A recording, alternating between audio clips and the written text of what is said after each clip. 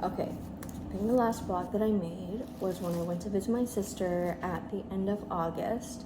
And to first preface this entire video, I am hoping to move forward with YouTube, at least for the time being, in a manner of almost like wanting to capture my life and the journey and like share with this wonderful community, but keep it more raw because it has been like an impromptu break from YouTube for me, like for the last month. And I honestly think this is the longest break I've ever taken. And had it been planned, I probably wouldn't have gone through with it. But I just had so many things to prioritize in my life. It kind of just like wound up that way. I was like, whoa, it's been 2 weeks. Whoa, it's been 3 weeks. Whoa, it's been, and all in all, it was like a blessing in disguise. So it started off with me going to Seattle, and I like brought my vlog camera kind of like reluctantly because I just felt like, oh, of course I have to vlog, but then I really didn't feel like it.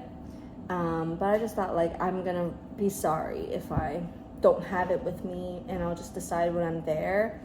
And as I expected, I didn't wound up like feel like vlogging and documenting. I just really wanted to like live in the moment. When I came back from that, I just had a lot to think about in terms of like my shop and my business and my art, and also the studio. There was like kind of drama with it in terms of like infrastructure leaks and cleaning up that mess, and not wanting to like feel like I'm fixating on the negative parts, and just like taking action. So that's like a really big theme of my life, and like my outlook at the moment is just thinking about like what are actionable items, or what are the action items like when I am thinking, am I worrying? Because oftentimes I spend a lot of effort, like all my energy is drained because I would be kind of like zoned out in this trance and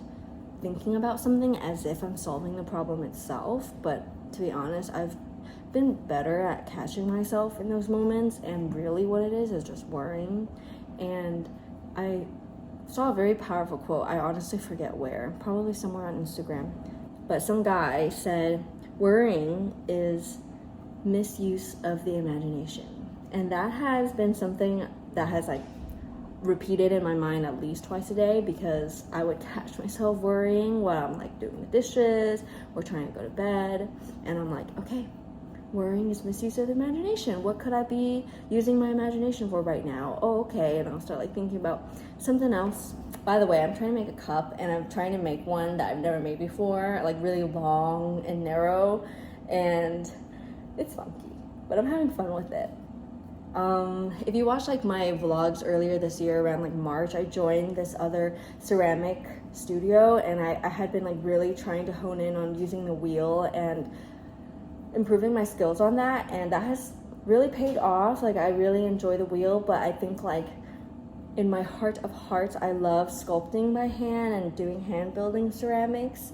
So I'm so happy to like give myself the permission to come back to this.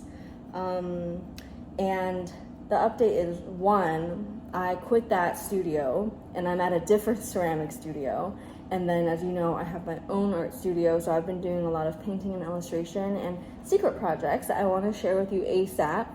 And it has really been filling my cup. And I've also been prioritizing my health a lot and my personal life a lot. So I guess like to keep it more vague, because I honestly don't want to make this video an hour long, I have just been having a hard time, and I think it was a combination of just grieving because I lost my dad last year, and I also suffered from a very traumatic end of a relationship, and I think I just wasn't giving myself enough credit of being like, okay, really acknowledge what is happening and what you're going through. And instead I really felt like I was shaming myself for not being whatever it was I thought I was supposed to be, despite I just really thought like that's literally no excuse. The guilt of thinking that we should be one thing when we are just who we are is really like paralyzing, and it will like have an invisible, over time, cumulative burden on you, and it will like slowly wear one down. Oh wait, I didn't even finish saying like, you know, it was a combination of grieving those two various things, and I also think it was a combination of like never really having adjusted to post-grad life, because my last year was half superimposed by the pandemic, and it was not like the orthodox way of like having graduation and then like having that transition. So I think my brain didn't truly like really process what was going on, as I was also trying to figure myself out, like both in the existential sense of like, what do I want to do as an artist and my purpose, and then there's like the realistic sense of like, what am I doing as an adult that's on my own, like feeling like I'm on my own, wanting to move to New York with these ambitions, feeling the lack of agency, even if that wasn't true. I think like the belief was lacking there, and it really was something that I struggled with like really badly for years, and 2 years of therapy really helped with that, I will say. However, as like last year and moving into this year, I was like switching gears, and I also started just doing less sponsorships or getting less sponsorships too. Just like I didn't really have the option to say no anymore. That's something I realized like when I was more like in the height of my like internet viral days, it would be a lot of like choosing what you want to do, versus now when I'm focusing on other things and not really growing my platform or like my audience, the nature of like being in PR and doing sponsorships is just like you don't really get first pick and you don't have that privilege. So that stressed me out, because I was like, yeah, honestly, this is a step I want to take, but it's really scary because I don't know what it's like on the other side. I've like never done any other form of job before my cashier job and my dental office insurance agent job. Like I've never like done anything post grad. So I really struggle with that. Like just personally, like I live with that kind of like fear and stress, even though it is the natural part of like this stage, I think, of like being in your quarter life crisis. And so that was interesting to like really get time to reflect on, and then also very importantly like reflect on my growth and what I have really learned, even if my life isn't what I thought it'd be. That's kind of the point. So I have come to realize that, and I'm very happy to say that. It's kind of the point, is to not really end up where you think you will, because there's no fun in that. There's no fun in like seeing the ending and knowing the ending, because you want to feel like you're creating it as you go along, even if, you know, we can talk about free will and all of that philosophical debate, but like to think that you have control and make all of these decisions is truly like really life-changing. So getting back into what I was like going through, I didn't notice that like halfway through this year I started suffering pretty severely from different symptoms of depression, and I knew that it ran in my family, but I guess like I felt like, well, like, I'm already doing so much to be self-aware, and I feel like I had a lot of tools I picked from therapy that in a way I almost felt ashamed or disappointed in myself that I'm going through this. So I will just say, in short, this is one of the ways I choose to see it.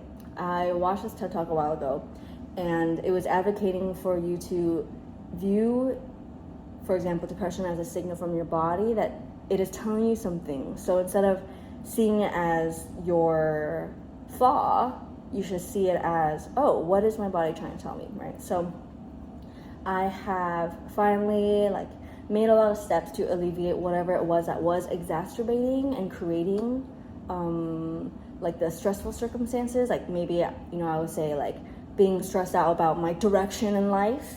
I'm like, okay, what do I do to actually sit down and break this down and think about it, rather than, I think there is a while where the first thing I would think about when I wake up and the last thing I would think about when I go to bed, or when I'm like with friends, it would often like kind of rob me. I would just be kidnapped from reality, and I would just sit in this trance of fear and worry, and it would just be something that would never actually like get solved. It would just be thinking like, what am I gonna do? What am I gonna do? What am I doing? What am I doing? Why am I not doing anything? Like that feeling of just like not knowing. And that's also a signal. That's a signal of like, okay, maybe I'm not in alignment. And alignment is such a huge thing, because ultimately, like, what we want is just to be in alignment with our values, our beliefs, and like what our soul feels like we're like put on this earth to do. So that's something that I encourage you to think about, like, rather than look at somebody else and think like, I think if I would be like them, then it would be great. Like, to have these idols or like standards of success that might not actually apply to you. Like, it's really important to have role models and mentors for sure, but I think like sometimes like I didn't really think it through. Like, why am I putting myself like on that spectrum? Like, why? Because do I really even want this? And that's when I realized a lot of times, like, wait, actually no, I didn't even really personally want it. I just wanted the result of like seeming like I know what I'm doing, or seeming like I'm successful.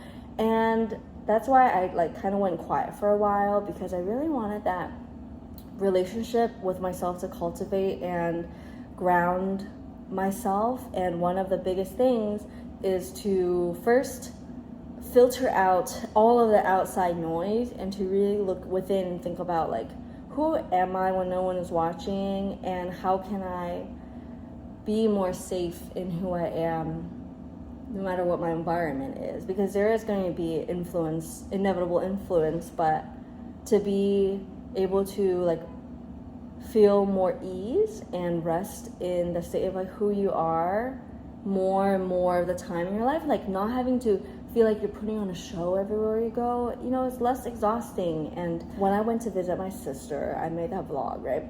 And it was a really beautiful and healing trip for me, because one, I got so much quality time with my best friend, and someone that like I truly feel like is like a kindred soul to me. And I just came back feeling much more full and healed and excited and uplifted, because I didn't really think through like all of the heaviness that I was really carrying with me. And I was meditating like an hour every day at that time, and it was really helping. But I also acknowledged that like, wow, I'm really like being there for myself. I'm really trying to like step into that role and take responsibility for being like the person that's going to have my back. I really want to give so much credit to my support system, because it kind of like takes a level of having such a dear best friend and sister that I was able to access like my most raw and vulnerable thoughts and emotions. And that's when it came out, and I was telling her like, I just feel like so much pressure in a way that it's like having a monster under your bed, and just feeling haunted like all the time, and I don't know why. And just like really allowing myself to feel it and feel seen. And when it came to more of like talking about just, I don't know, about like my job and my career just feels so like scary and daunting, basically like I would just skip to the end. And this is what my time came to by the time I left my sister's house, is one, I was like inspired to make a lot of big changes in my life.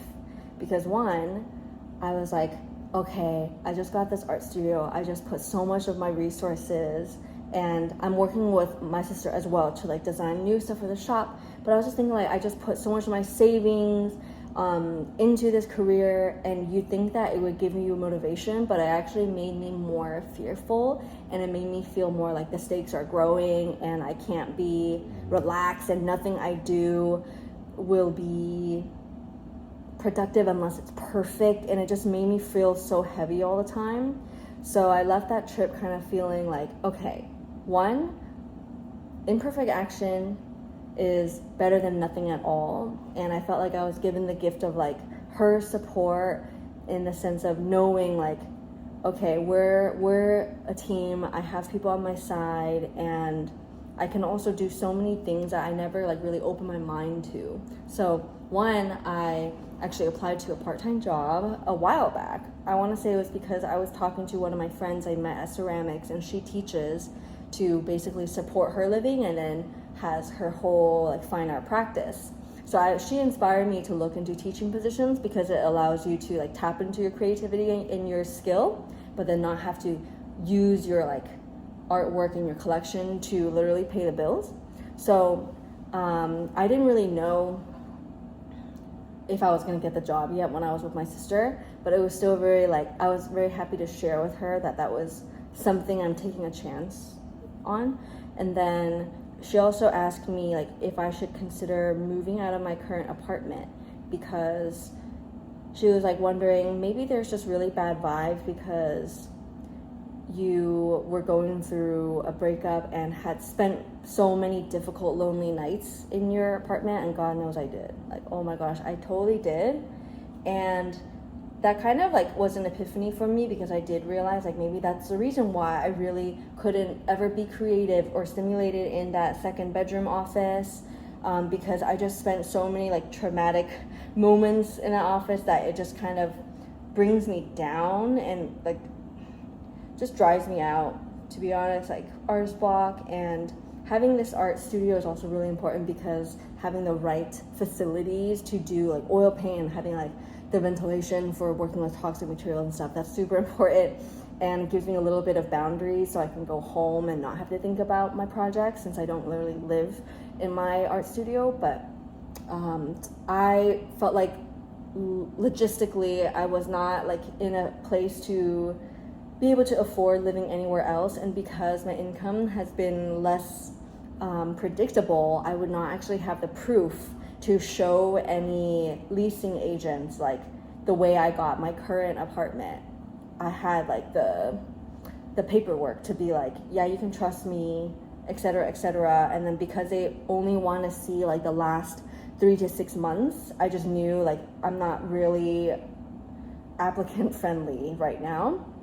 So it kind of made me feel like helpless that like, oh, like all of these things are working against me, and like I'm trapped kind of thing. But then she like opened my mind up to other options. She was like, what if you have someone move in with you and have like another woman and her energy like bring in some new life, and that would really activate like a new channel in your brain to be like, oh yeah, this is a new chapter of my life. I'm moving on from all of like the sadness and trauma that used to reside here, and we can let that go. And that, I was really taken with the idea, and literally within like a week I was set on, I knew who I wanted to live with. I met them online and I just had a good feeling about it. I'm a very intuitive person, and like I called my leasing office and we got all of that done. Like just everything was by the books.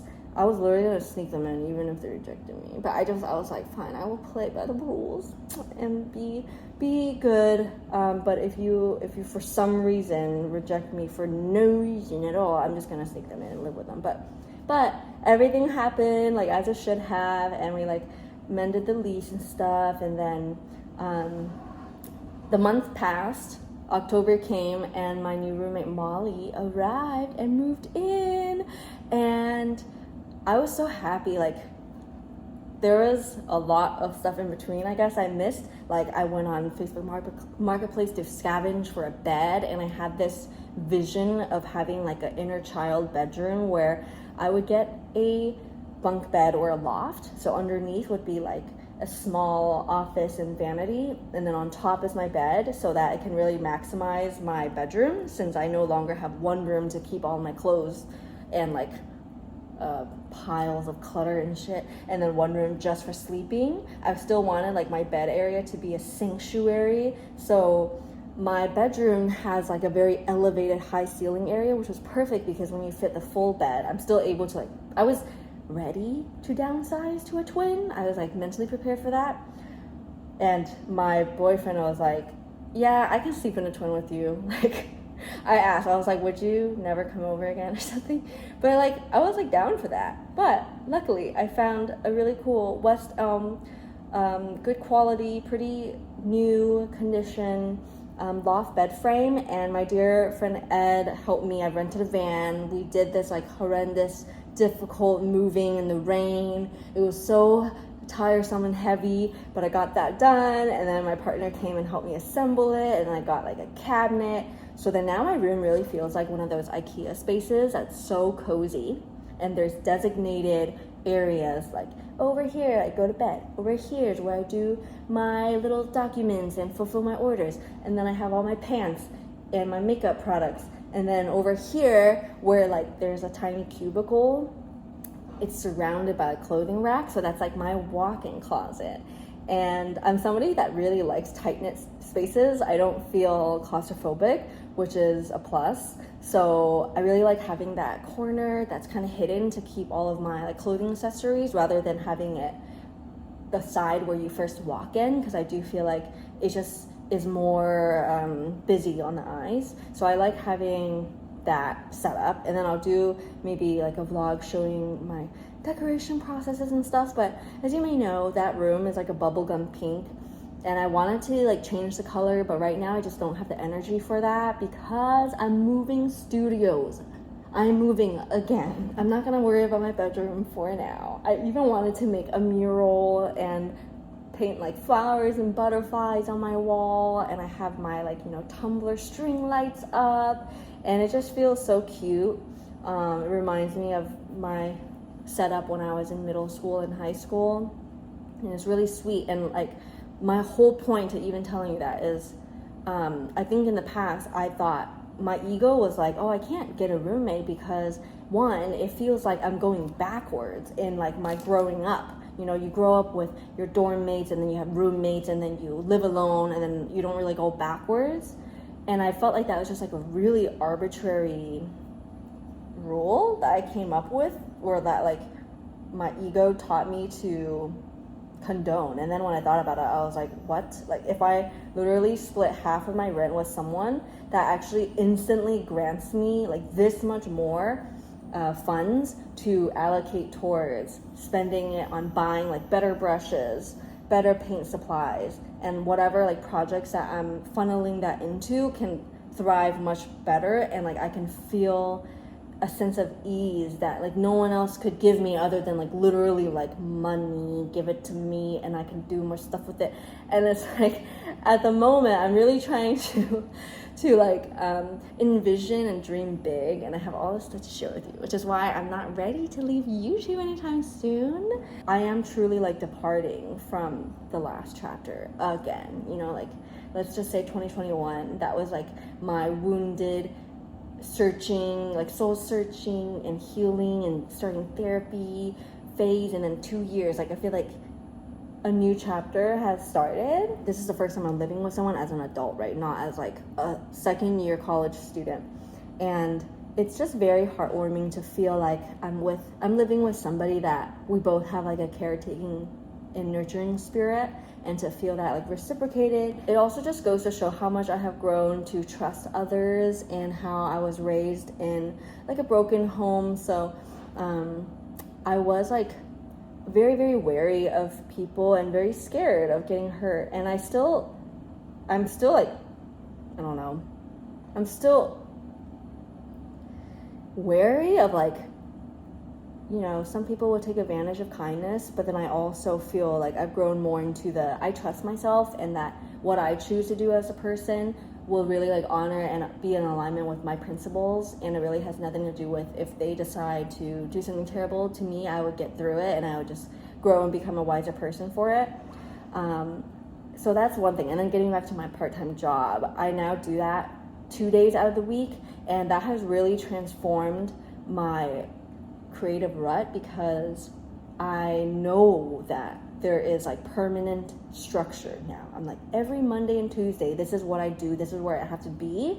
And then it makes me think about like, wow, Wednesday, Thursday, Friday, I get to go to the studio, and it really just makes it feel like I'm so excited and I'm so blessed to have that freedom.